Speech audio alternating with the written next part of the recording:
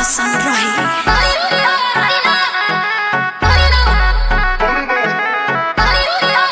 Vicky Vox।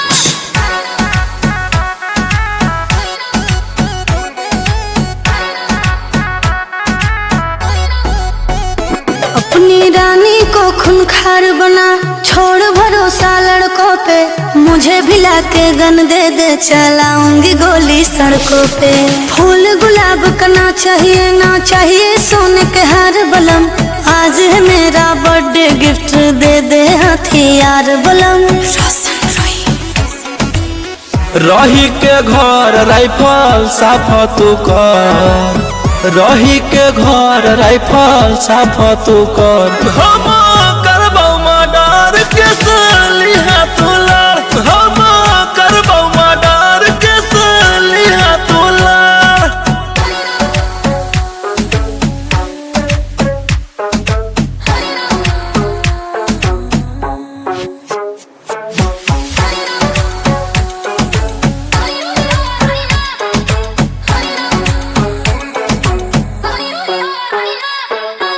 जितना भी हको दुश्मनवा पिया, ऑर्डर द पी जइबो खुनवा पिया। ई ना सोची है सेना में गोली खा ले तो, तोरा बगावा अकल फरिया ले तो।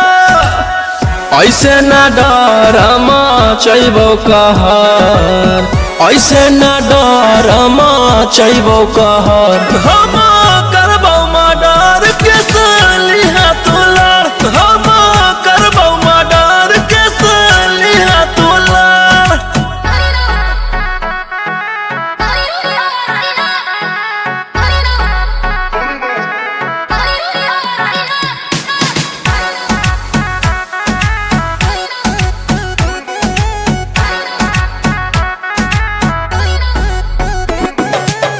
कर शिकार राजा हर घड़ी, शेर के साथ शेरनी हो खड़ी। रोहिया मकांत के दिमाग डोलो है, मरल मुरादा भी खोली होके सही बोलो है।